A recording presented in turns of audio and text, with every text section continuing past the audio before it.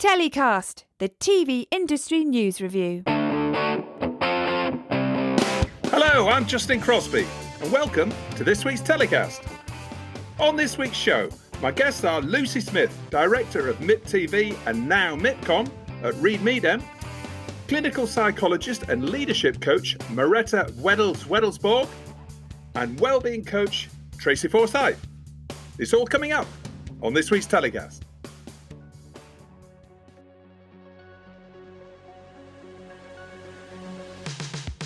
This week's show is sponsored by Insight TV, who passionately create and share content for the experienced generation. Channel provider, content producer, distributor and format seller, Insight TV delivers real-world stories about the adventures, cultural trends and social causes that resonate with today's millennial and Gen Z audiences.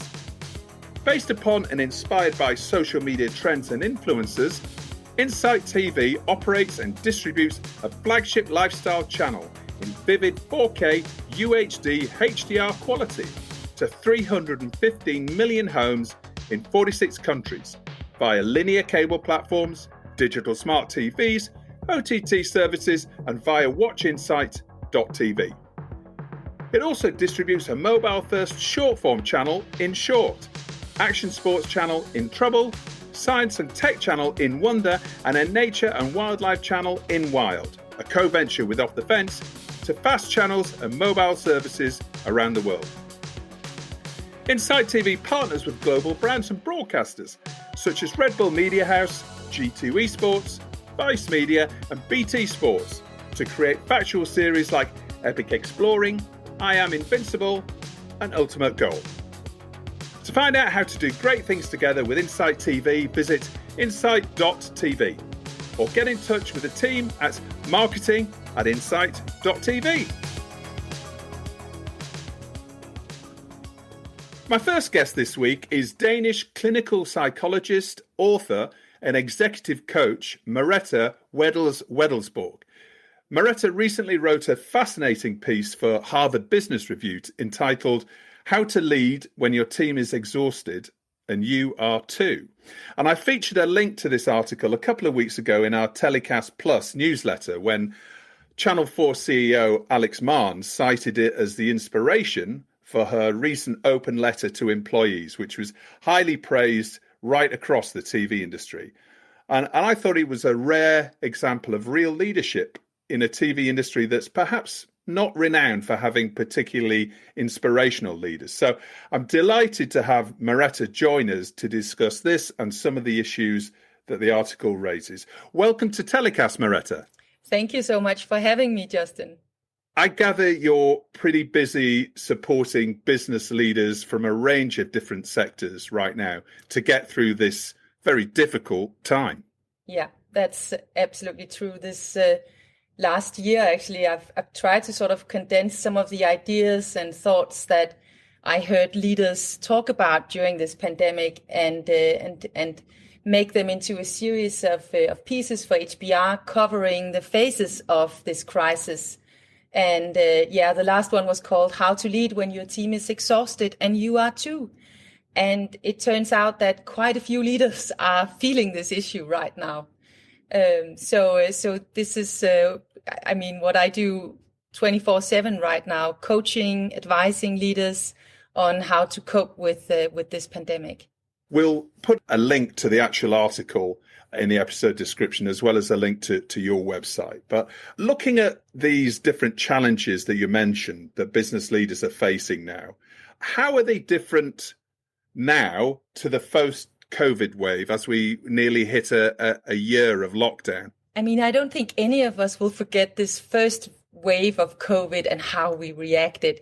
And I think we saw something quite paradoxical. So obviously, a very serious and threatening situation, both from a health perspective and a business perspective. But when I talked to leaders, they sometimes told me, almost in a shameful way, that they were feeling really energized and fired up by the situation when this first hit us back in March and April. And there were all these stories around leaders becoming very clear, very transparent, organizations pulling together. So many of the leaders that I've been coaching, they felt full of purpose and dedication, even though the situation was extremely serious. And I mean, that was then. And now in the second or third wave, it's quite different. So news of lockdowns or extended lockdowns are met with, I mean, big sighs. And this time, I mean, the paradox is that even companies that have gotten a lot of tailwind, so people running, for example, digital businesses and also some media companies are reporting that they're feeling exhausted, even though their businesses is, going really well and even benefiting from COVID. So, I mean, I would say that the predominant emotion right now is exhaustion. We want this to be over with, and we pull ourselves out of bed in the morning, and it's really tough. The vaccine is the one thing that's, giving us a ray of light. Exactly. But going back to that first few months, which I think, in many ways has changed business and a lot of businesses for good. That was maybe a bit of a fight or flight response, wasn't it? It was a case of, right, get up and let's do something about this, whatever we can do. And that's given way now to a different type of fatigue, I suppose, a bit of exhaustion to get through this unrelenting restrictions that we're facing. Yes, that's true, Justin. So, I mean, the first time around, we were just so, filled up with fire and energy. But the thing is that the second time around, you don't necessarily become better in a crisis. And so we know this from trauma psychology that you actually don't become a better prisoner of war the second time around. However, the second time around, you have your systems in place. You are better prepared. And this will strengthen your ability to sort of get through this feeling of being tired and frustrated. You now have experience. You know how to work from home. You know how to use different kinds of Zoom and Teams and WebEx, and you know how to protect yourself and your family. And that's very different from when this hit us the first time around, where we were all sort of both fired up with energy, but also a bit confused. And it was the first time for all of us. I mean, no one had tried this before, so we were all kind of lost. So many mixed emotions. Yeah. And we're all pandemic professionals now, aren't we? Exactly. I can't imagine a male leader writing the sort of empathetic, open letter to staff that Alex Mahon did. Oh, it was impressive. Are female leaders better equipped to show compassionate leadership, do you think? Not necessarily. I was really impressed with Alex's letter, I'll say, also because she actually gave some quite practical pieces of advice that I really liked. When you look at countries, countries run by female heads of state, they have actually taken a more strict approach during this pandemic. I mean, approaching even stricter measures, placing bigger emphasis on prevention. And the interesting thing to your question is that, I mean, those strategies are actually not strategies of compassion. They are more strategies of containment. And I think I remember the author of this study theorizing that maybe, female leaders were prioritizing health over economic activity. So the interesting thing is that really this is a containment strategy when you lock down, when you use restrictions, and not a compassionate strategy. But I've worked with both female leaders for many years, and I have to say that I haven't found a lot of evidence that gender determines how you lead. I've seen, or I coach male leaders whose leadership style can be described as, highly emotional and maternal, and I've seen female leaders who act in very paternal ways.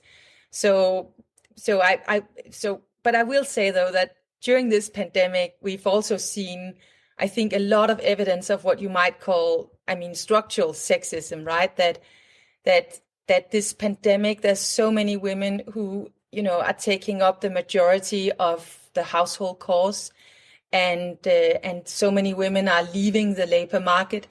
Women are taking, a bigger toll on homeschooling, housework, and they have been struggling a lot with this. You've probably seen the the US Vice President Kamala Harris talk about how this is such a shock to the entire workforce, a national emergency even. So yeah, there are different burdens on men and women during all of this, but I don't think I'll call the women more compassionate during this. I've seen so many male leaders, being extremely compassionate, understanding, using so much empathy and really, talking to their employees, not only about, are you okay, but also, are you really okay? And you talk in your piece about leaders needing psychological stamina to push through this phase, this third lockdown phase that we're in right now. Can you expand on that a little bit? So we've talked about the reaction from the first phase and how we got energized, and that's all due to a psychological response called, it's arousal, because it's stimulating. And I had a leader who told me, so usually this will take us 3 months to do, and now it just took us 3 days, right? There was this hectic, frantic energy. And you can almost feel the rush, right? And the mind is just popping with ideas, and people are over communicating and over corresponding. So the thing is that now it's not so exciting anymore. And there has been a shift in the gallery of leaders standing out. So I'll say that in the beginning of this pandemic, we saw a lot of the action leaders, a lot of the diehard leaders standing out. But now it's a different kind of leader standing out. A leader with a taste for the long stretch and the slow burn. And the root of that reaction is psychological stamina. And stamina comes from having endured tough times and, having great conviction. So stamina is deeply related to, you need to be able to regulate yourself. So you could say that in the first phase, we were all guided by the autopilot. But the second phase, we need to, grab hold of the steering wheel. We need to refuel. We need to ignite that sense of injustice and fight. And there's a lot of energy actually in being a bit of, almost angry about this. So a bit of indignation of being, subjected to this pandemic is actually a good thing. And obviously people are starting to question, the real price of restriction. And for business leaders, this is an energy that needs to be harnessed. So a situation where, right now where we are still, under so many restrictions, we need to really pull through. And what we need there is stamina. It's grit. It's that sort of feeling of, we can pull through this, and we need a lot of power and energy to be able to do that. We can't just lie down and wait for it to be over under the duvet, even though sometimes we dream about, a day under the duvet where we eat pizza and ice cream and watch Netflix. But there's and of course you're allowed to do that for a little while, but not every time something hard will hit you. Just going back to your piece in a bit more detail, you set out 3 ways to deal with the challenges today. Can you take us through those in turn? The first one was understanding urgency versus importance. Can you expand on that a little bit? Yeah, definitely. So there are, or at least I've found 3 ways, to fight exhaustion, because that's the feeling that I am hearing about and seeing all the time right now. So leaders are telling me that, they eat too much chocolate, they forget to exercise, they forget to drink water, they fight with their spouse at home, they are tired of their children. It's just a horror cabinet of emotions right now. So, I was looking for, so we need to look in psychology, in trauma psychology, of how can we sort of pull through this, not only, yourself, but also, as a team. So the first one I found to be really interesting, in a pandemic, is to make sure that you determine what's urgent and what's truly important. Because in a crisis, all the things we know that's important, they fade in the background. So urgent matters, they attract all the attention during a crisis. And that means that we procrastinate a little bit. We find excuses for, facing the really important issues. I mean, Justin, you wouldn't believe how many times I've heard leaders say, yeah, Merete, that's fine, but, we'll deal with that after COVID. We'll do that after COVID. Or, oh, that particular tough subject, it's not important now. And so you need to, take a good look at what are your big issues that need attention, and what would you change long term, for the better. So that was the first sort of strategy that I found to be really helpful for the teams, the top teams that I coach. So that's almost like grasping the nettle now. It's like the easy way out is to understand what's urgent in the short term. But actually, what we should be doing is thinking much more about, what is really important to the business in terms of how can the business accelerate out of the pandemic. Oh, yes. So thinking about that and talking about that and, having it, on your mind all the time is extremely important during this. And the second tip that you featured in your article was balancing compassion and containment. Can you explain about that? Yeah, so I guess any psychologist in the world will tell you that, in a crisis, you need to dial up on compassion and empathy and understanding. Listening, caring, being flexible, those are all constructive ways of, providing a psychological safe, a mental safety net even for people who feel pressured. So my point is that you should be compassionate, but you should not start to coddle people. So the best way to explain this is that you need to be both a caring parent and a strict parent. So a lot of us in a crisis, we take the approach of trying to sort of comfort and support. And we might say, oh, it's okay, you're late. Oh, it's okay, you missed that deadline. You missed it because your child was running around with scissors. And I mean, it's okay to be tolerant, but at the same time, we need to be very careful that we don't push people into a learned helplessness trap where people don't feel that they can control their own destiny. So the practical implication here, when you think of this as a leader, is to show people that you care, but you also want to provide some clear directions. And to be honest, at this point in time, what's called for is actually a little less compassion and more containment, because we've all heard all the soothing words now, oh, we are all in this together, and people are fed up with that. So we need to recognize specific actions now. What people crave right now is plans. What do we do now? What will we do when, half of our team, when they have got the vaccine and we still haven't? So you need to be crystal clear about expectations and structure, because that provides safety too, at least in my experience with the leaders that I work with. Yeah, and that's really about a roadmap, isn't it? That's about saying, exactly, this is where we're going.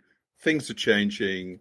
Don't be late for that Zoom call again, because we all need to take the company to a certain place, and this is how we're going to get there. So building on that, Justin, what people really appreciate right now, I have a leader who says, so we want to be done 10 minutes before we're supposed to be done. And people are just so grateful for that. An extra 10 minutes. I mean, what can you do with 10 minutes?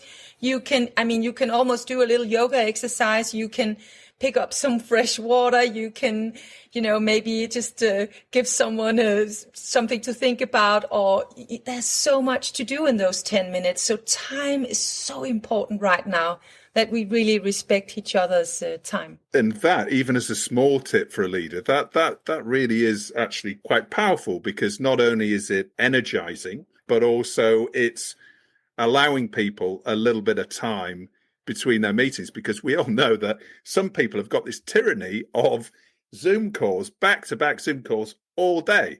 Mentally, that's exhausting. And then especially when you've got kids, who need their lunch making that, you're not used to doing during the day, or, they need help with algebra.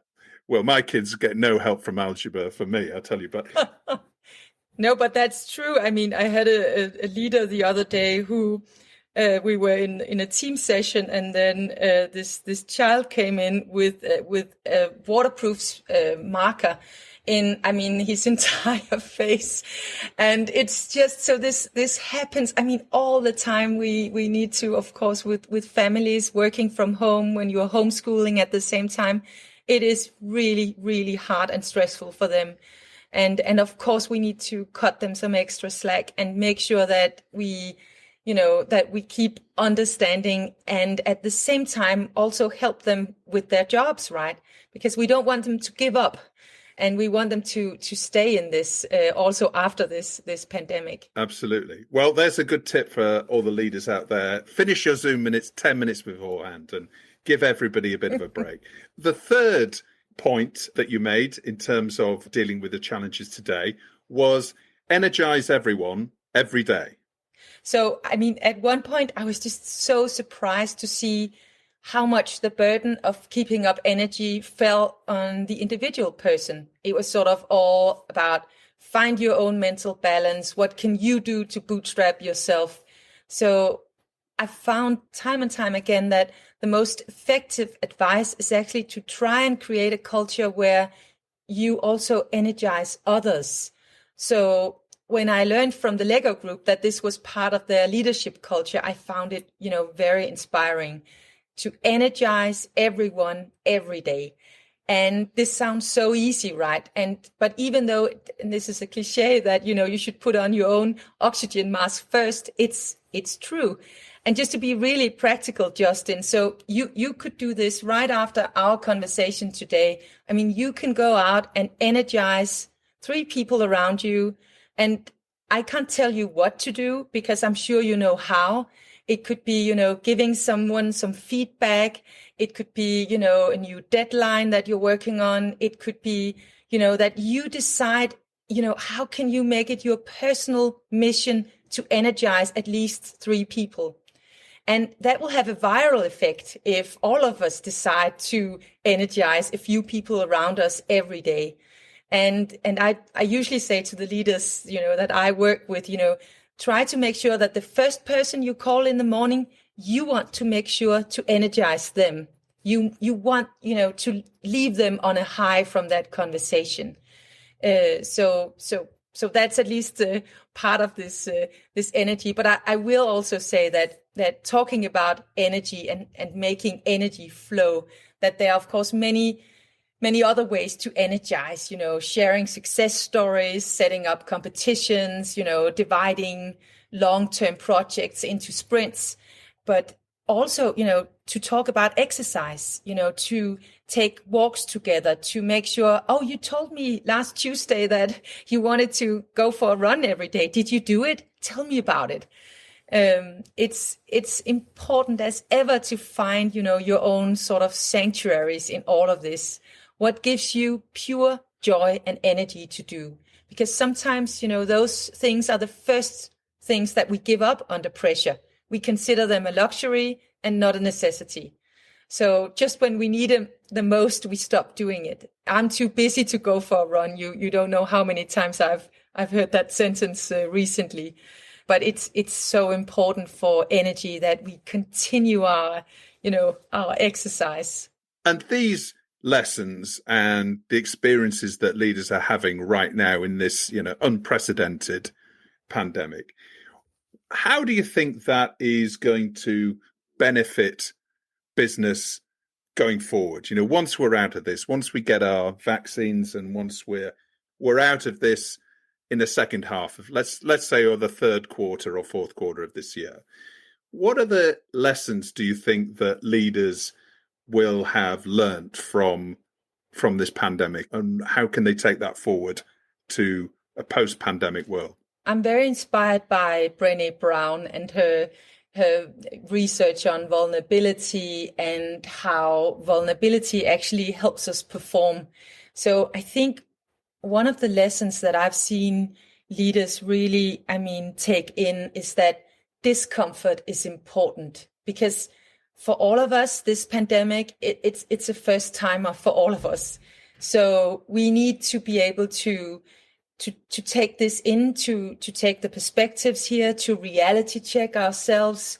I think many of the leaders that I coach, they have learned so much about themselves.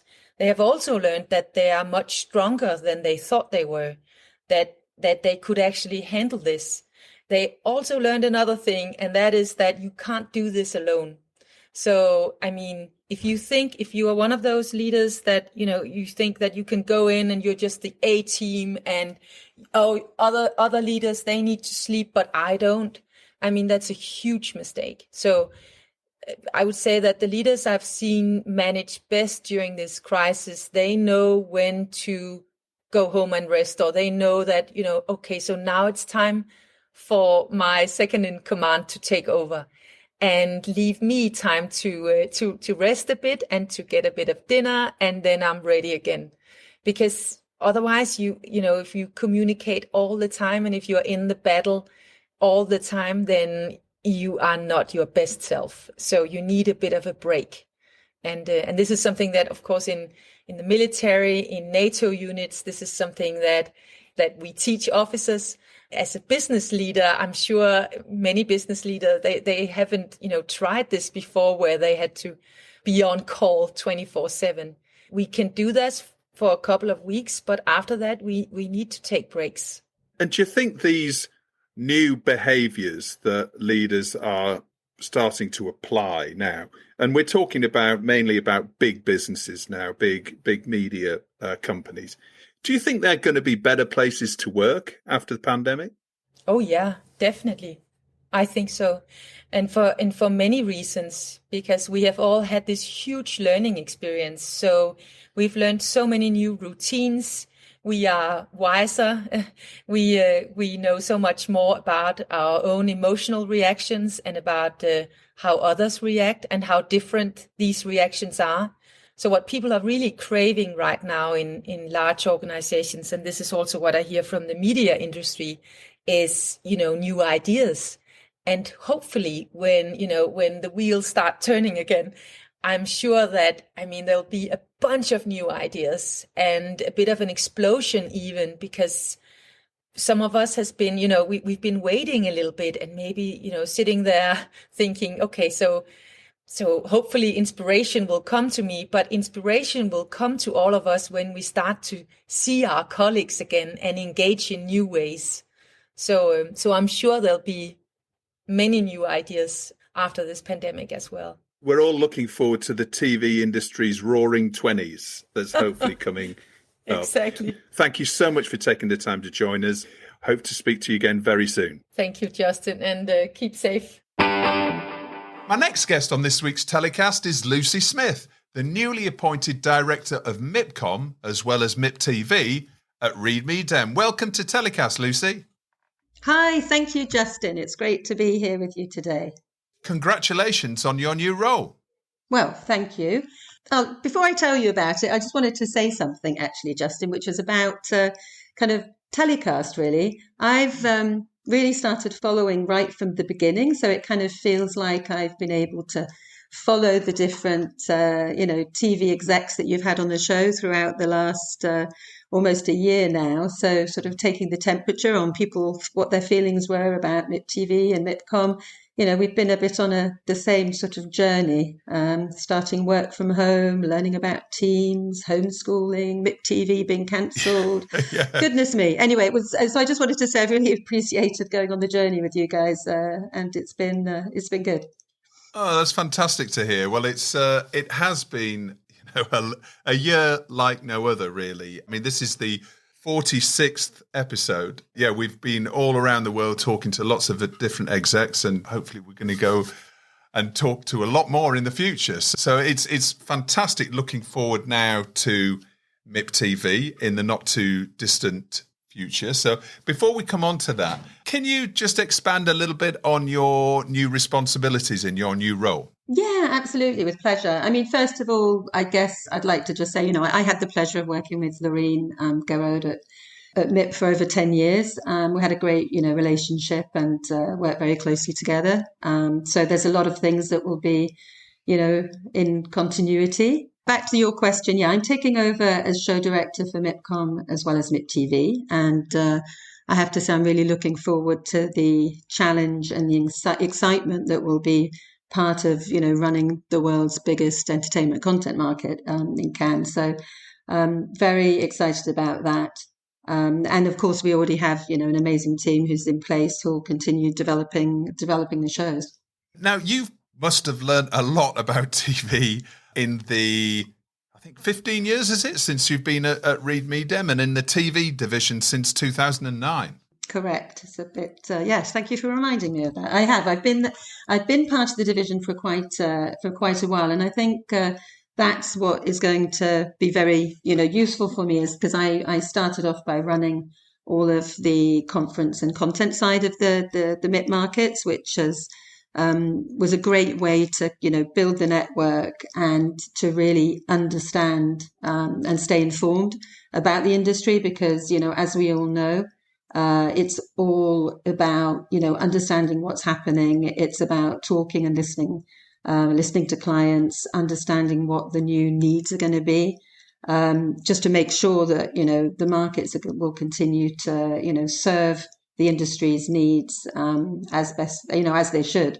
And I think the most recent experience, obviously I brought to that was having spearheaded the transformation of MIPTV last year, which obviously the big frustration was it didn't actually happen. But yeah, there's been a lot of changes in the industry, as we know, over the last year and years. And we're going to have, we'll be looking at that and taking all the learnings. The importance of the streaming part of the business is absolutely key, and then all of those new business models.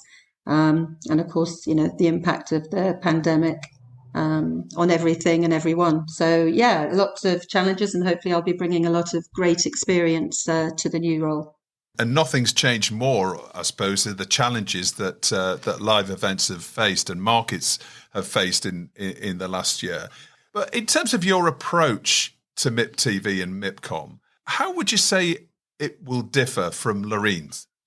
Well, I think, we're not the same people, so we won't have the same, approach. But I do think that the main thing to really sort of think about is that the job is going to be very different, because we're coming into this now, coming out of this major pandemic, and at a time when the industry has transformed so rapidly, and all of the changes that were happening were just accelerated. So I think, I'll be bringing that experience of understanding and really staying on top of what's going on, and using the relationships and working very closely with the clients and getting the feedback as we go along, and as we all sort of steer our path to the future of MIPCOM and MIPTV. Now, coming to this year's virtual MIPTV, which is scheduled for the 12th to the 16th of April, why should delegates attend the event this year? Delegates should really be attending MIPTV. It is the most anticipated week each spring for the global TV industry, and it's been almost 60 years. 58th MIPTV is coming up, so there's a real need to maintain the MIPTV week, and that's what we've really learned. It's the importance of giving that moment in time so the industry can come together and really focus on doing business. So what we were, as we were looking at, as we made the decision that MIPTV really had to be held entirely online this April, we looked at our experience over the year, and we made the decision that we should bring the international community together around a week of one-to-one pre-scheduled matchmaking meetings, along with the speed networking conferences, and really giving people access to new buyers and commissioners and helping them to have a very efficient experience. So there's really there's 3 different ways to take part at MIPTV. There'll be the one-to-one distribution market, which will address all genres. So that's across doc, factual, drama, and kids, and that's really the heart of a MIP market. So, as I said, we'll be giving the distributors access to new buyers, as well as some of the buyers they already know. There's the second offer is a one-to-one co-production and development forum, and that's focusing on the unscripted side. Now, as you probably know, we have brought MIPDoc and MIP formats into the heart of MIPTV. So we're really focusing on, giving producers the opportunity to bring new projects to the show, and they'll be able to meet with buyers, commissioners, distributors, other producers, and basically funding partners. And then the third way to take part is just kind of as a delegate. So it's access to the platform with a digital pass, and that gives all of the clients will be able to come together for open networking, speed meetings, and of course, the conference program, which is always very important at MIP. They get access to fresh TV and other, market intelligence. Everything we do is going to be focused on trying to give people ways to meet and discover new partners. So that's the digital pass. And one other aspect is for the buyers. We're inviting key drama buyers to attend the 7th MIP drama screenings, which we've had some great entries for. So that's going to be pretty exciting too.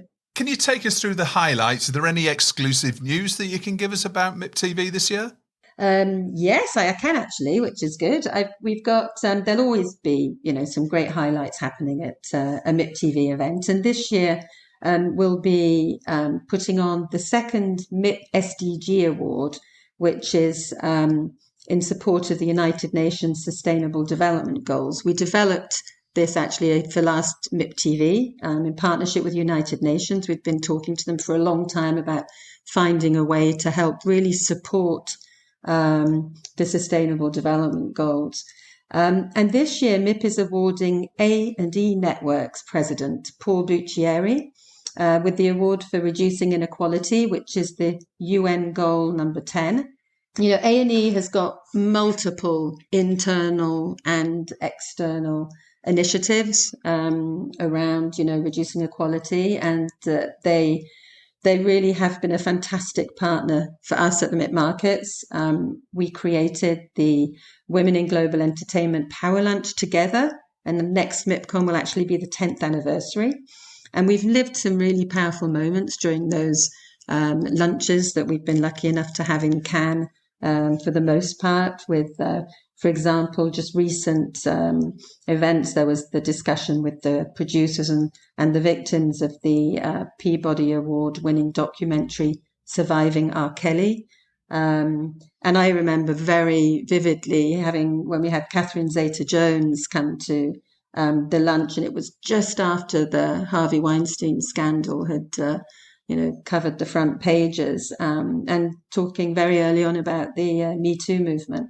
And there were a lot of really, meaningful conversations happening in that room around the table. So they've been a really great partner. And the other area is on the diversity side. We've had at MIPCOM, we organised the fourth Diversified TV Excellence Awards, and A&E have always been a founding partner on that. I mean, it's an area that I'm very passionate about, as was Loreen. And I do believe that it's very important for us at the MIP Markets to offer a platform to help give the industry a way to show the support of social change. Yeah, absolutely. And it's, I think it's really important, coalescing around an event that is, really taking those sustainability issues seriously and taking them forward, which I think everybody realizes in the industry that we have to really make an effort to push for that change. Absolutely. You mentioned earlier on, we talked about some initial new plans that you sketched out for the new live MIPTV before COVID-19 hit. What does the pandemic mean for the future reinvention of MIPTV once we start to come back into the real world, if you like? Well, the most important thing that I'd like to say up top on that is that we will be back in Cannes next April. We do really sort of believe that MIPTV's importance as an industry event will become even more so as we see that people's behaviour will have changed. There was potentially less travel, due to also the carbon footprint that we're all very aware of. And MIPTV offers very much a sort of one-stop shop for the industry to come together. But if we talk a little bit about what we were doing for last MIPTV, we were before COVID hit and we had to cancel. We were in the process of this transformation, and that was really based on the results of talking to the industry through some research that we carried out and conversations that we had, and we listened and we did work on finding ways to offer clients a more sort of efficient and cost-effective way to take part in MIPTV, give them a way to have a different presence than they had necessarily at MIPCOM. We also know that the world has changed beyond recognition now. So we do need to go back to our clients and start those conversations up again so that we can design, the market that really does sort of meet their future needs. So I can't sort of tell you what it will be, but I can tell you we'll be back in Cannes next April. Reed Midem's a huge event company. You run hundreds of events a year in music and property and various other sectors outside TV and the content industry. What's Reed Midem learned from a year of digital events?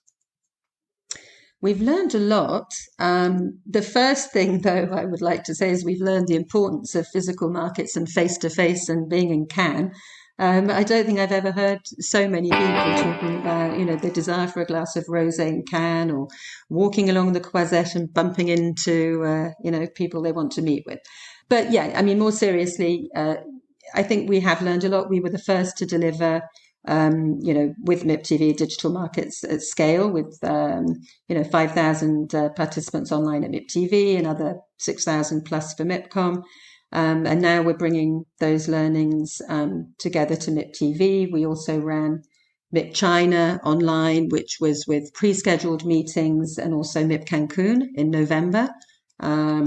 So we've taken the learnings from those events, as well as having the group. We're part of Reed Exhibitions, and there's more than 400 events around the world.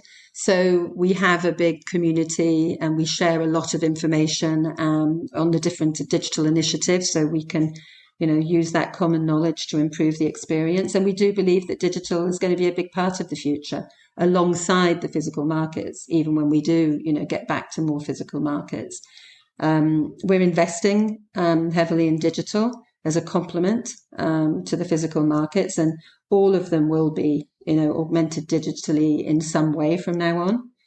We think that this will help to provide better experiences, whether it be face to face, because it does help you to better prepare a market, or virtually, because the digital also offers access to a much wider audience. So there's lots of opportunities, and we're really looking in depth at what they are, and how we can really work with the industry on putting on more sort of digital features and facilities for them. So we can expect blended events, if you like, going forward. Yeah, I think that it's really about how digital can really augment the experience. But we do also know that the physical face-to-face is going to be absolutely key, but digital will just improve the experience. There's many different ways to look at that. Now, looking ahead to MIPCOM in October, and I realise it probably feels like a long way away, and we're all hoping, finally we're thinking that is probably the first real-world major event in the TV industry that we can get back to and meet each other face-to-face. Can delegates expect a relative return to normal at MIPCOM in October? I think, let's say that we're very optimistic, of course. In the same way, I think we're all, desperate to get back to Cannes. We're working very closely with our clients on MIPCOM already. So it sounds early, but to be honest, it's, the planning is already very much underway, and there's already, over 100 sort of exhibitors already, signed up. So there's a lot happening. It's really it's feeling very real to us. Cannes really does sort of mean something to everyone. Outside of Hollywood, it's the red carpet capital of the world, and that's what we are gearing up towards for MIPCOM. And just last week, actually, Cannes Series did announce that they wouldn't be taking place in April physically, where they had originally planned to be alongside MIPTV. So they will be in Cannes with us at MIPCOM, which will make it, even more the biggest entertainment event of the year. So, for us, we're hoping that the rollout of the vaccination programs will have the impact, that we're all hoping for. It's clear that there's a lot of demand and a lot of desire to go back. But alongside that, of course, we are extremely focused on everything regarding health and safety. And, it's a little early to know exactly what those measures will be, but we're working along with our partners in Cannes and, with the Palais, and of course with our group on how we best put on safely an event in this sort of new normal that you mentioned earlier, Justin. So I think that back to normal, it'll be a new normal, but back to Cannes will be the main thing. It's obviously really difficult to predict right now, but taking the UK as an example, the government here is racing to vaccinate the whole adult population, we believe, by autumn or starting in autumn. Obviously, this is differing country by country across the EU and across the wider world. Just thinking about the practicalities, will MIPCOM attendees need to prove they've been vaccinated to gain entry to the Palais, for example? Right. Clearly, there's going to be, protocols in place from the group about, how we organise MIPCOM, but it's way too early to talk about that right now. We know that the biggest barrier is going to be around international travel. As I said, we're following the vaccination, programs everywhere, and I think there's a lot of hope that they're going to be in place this summer. So I think that, it's something that we need to come back to a little bit later in the year. I'd be very happy to come back and talk to you about it, Justin, but I think that it's just a bit too early for us to know exactly what the, new protocols are going to be. And now it's time for Story of the Week, where my guests get to highlight the TV industry news story that's caught their eye in the past 7 days. Lucy, what's your story of the week? My story of the week is actually from C21 last week, and it's about the global non-profit organisation Doc Society. They've launched the Climate Story Fund, giving filmmakers grants for projects tackling the climate crisis. And I just thought that, this really is the most important sort of subject of our lives right now.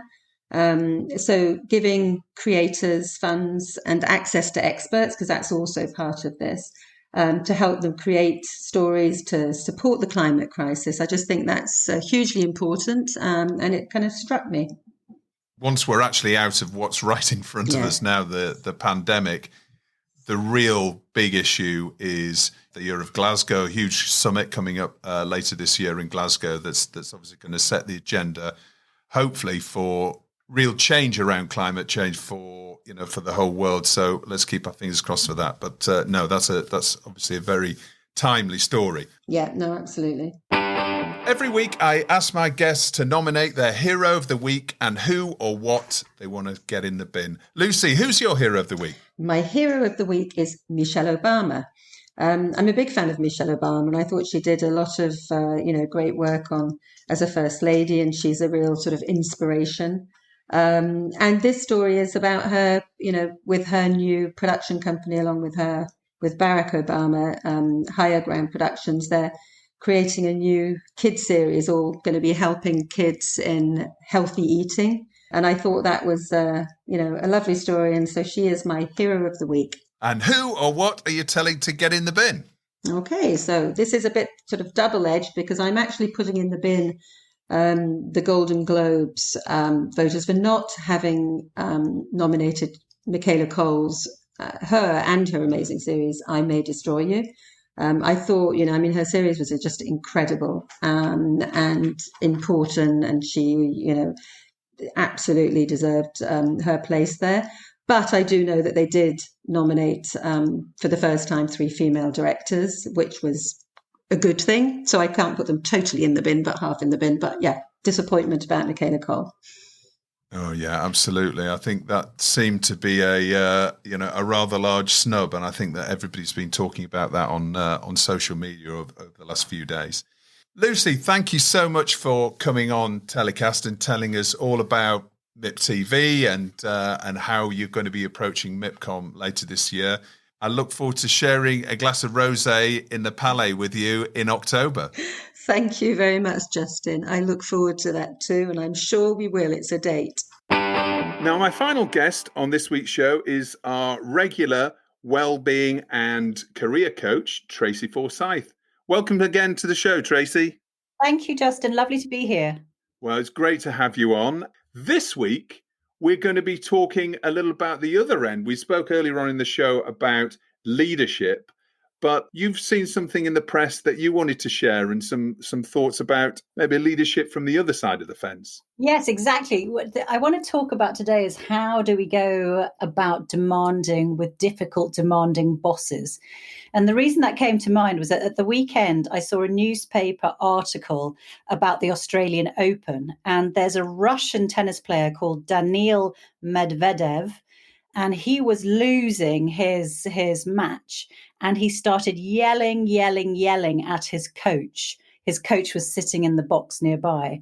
And eventually the coach, he just picked up his bag and walked out. It really sort of piqued my interest that that this coach had just walked off because he was being yelled at. And it made me question, actually in my career and other people's careers, what would they do if they were being yelled at and if that person yelling at them was their boss? So I posted a poll on my Instagram stories and asked, okay, would you walk out if you were being yelled at work and if the person doing the yelling was your boss?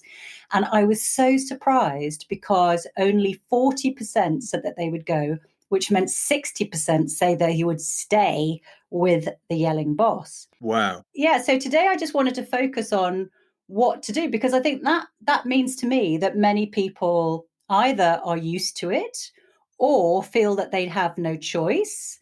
And it is really, really tricky, I think, dealing with a difficult, demanding boss. So I just wanted to talk about that today. So 60% of people would put up with a boss that shouts at them.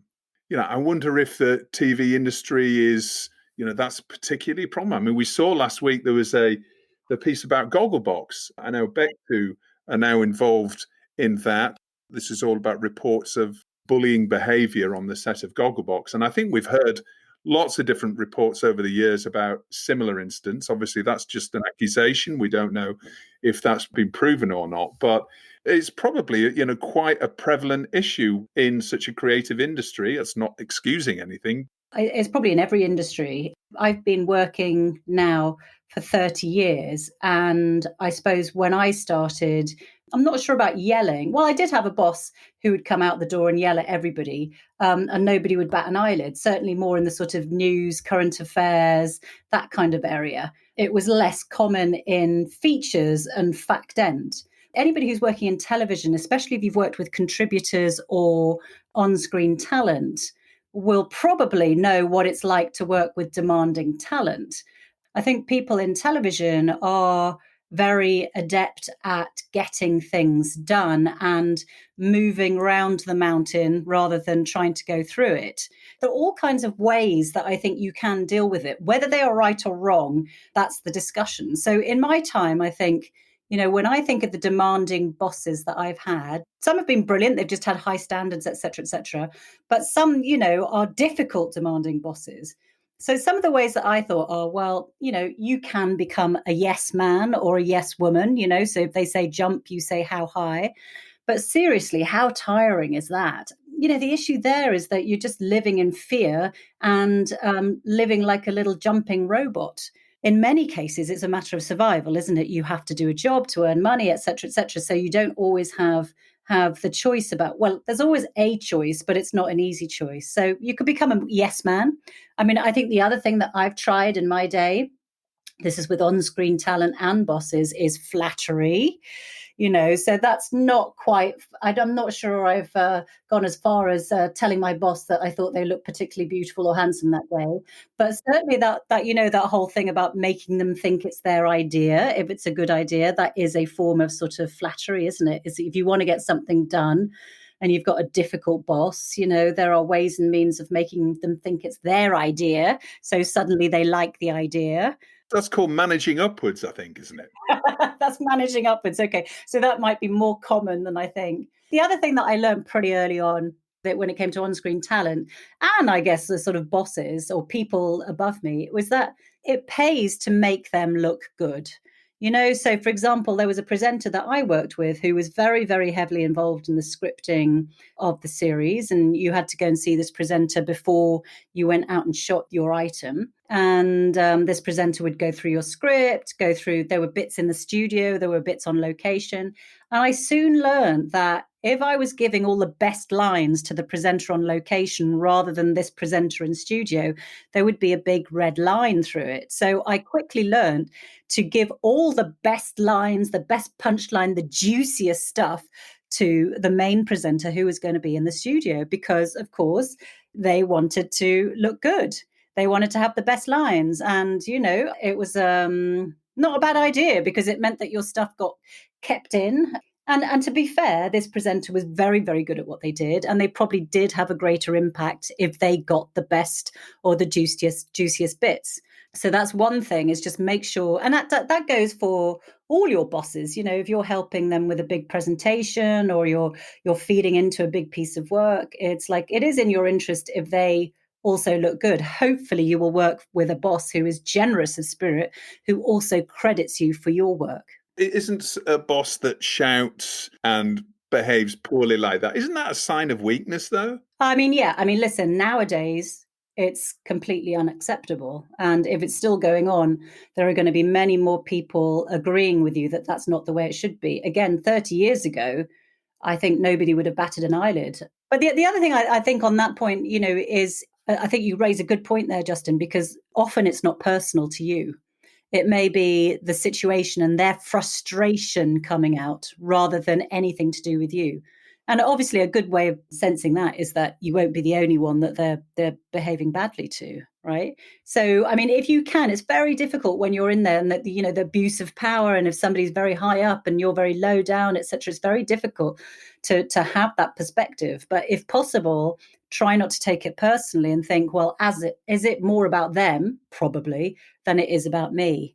So keep a level head if possible. Don't suffer in silence, definitely. Share what's going on with your loved ones and your friends. And obviously, if it gets into a bullying situation and is affecting your mental health, then, there are all kinds of procedures that have to be taken place. If it is a sort of, a demanding boss rather than a necessarily a difficult one, then I think what really helps is to be proactive and think one step ahead of what they are thinking. It's like anticipate what they are going to ask you.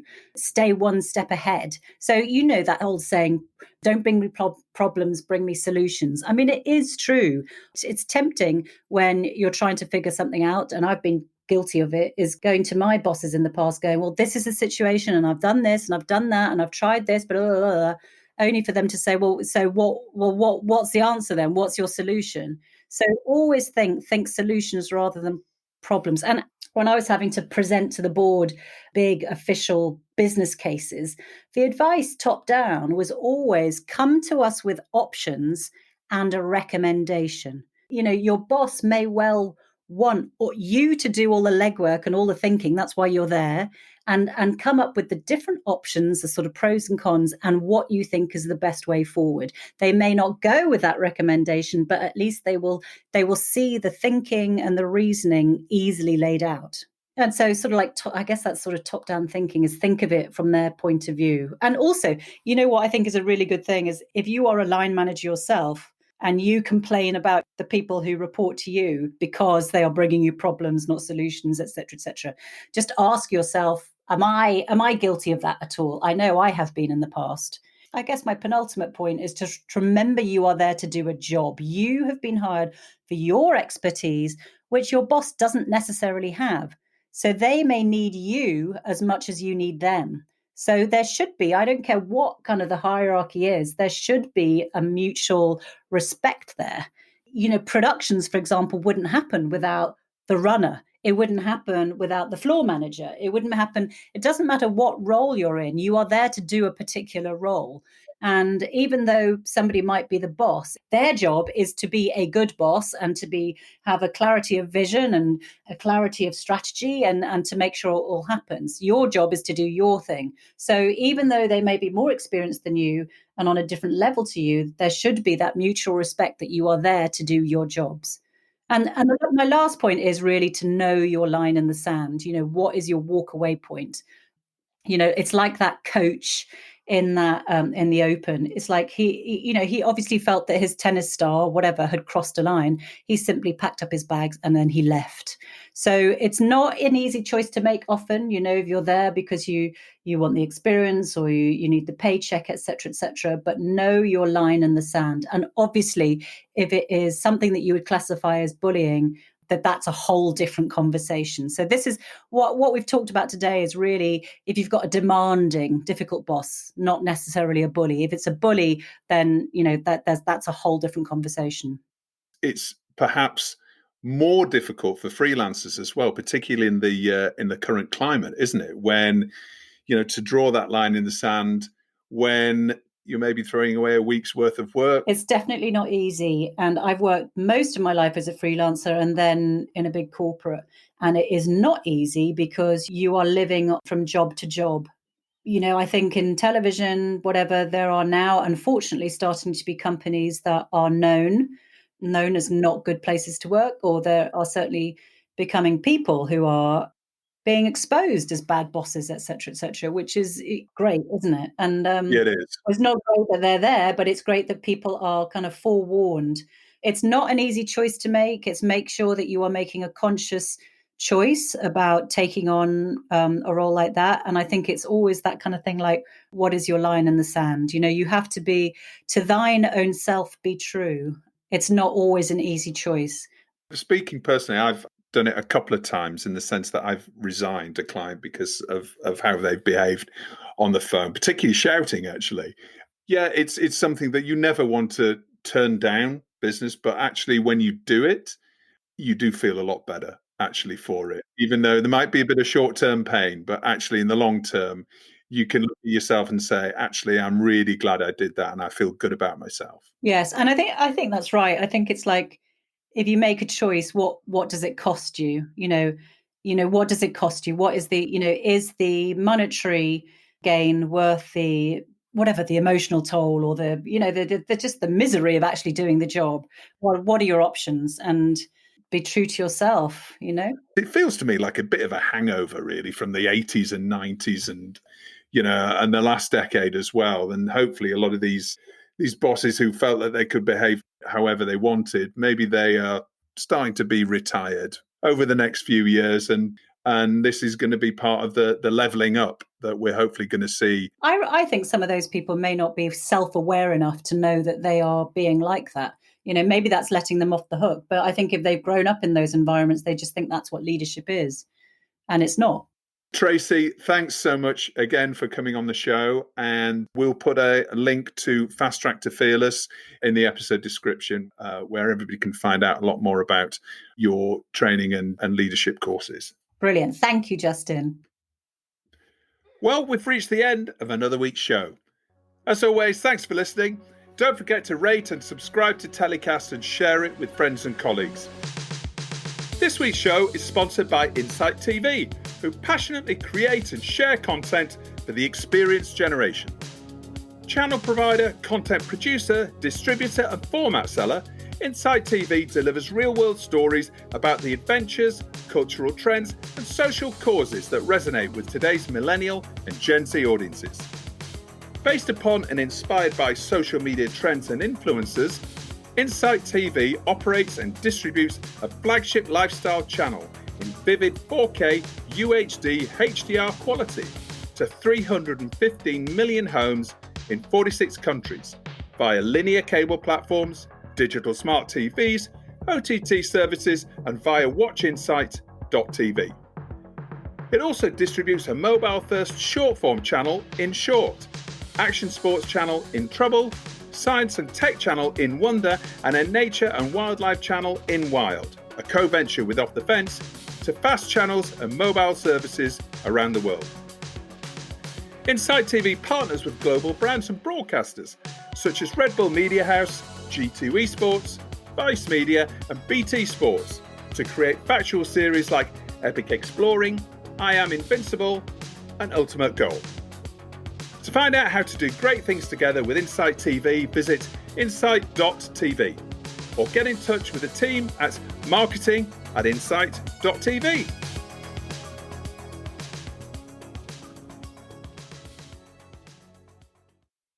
And a quick reminder to sign up for our new free newsletter called TellyCast Plus. It's packed with interesting TV industry stories of the week you may have missed, exclusive insight and opinion, including the secret producer, our intrepid anonymous exec reporting from the front line of TV production. It's all completely free. Just visit our website to sign up at telecast-podcast.com. And you can also follow us on Instagram, LinkedIn and Twitter. TellyCast was edited by Ian Chambers and recorded in Lockdown 3 in London. Until next Thursday, as always, stay safe.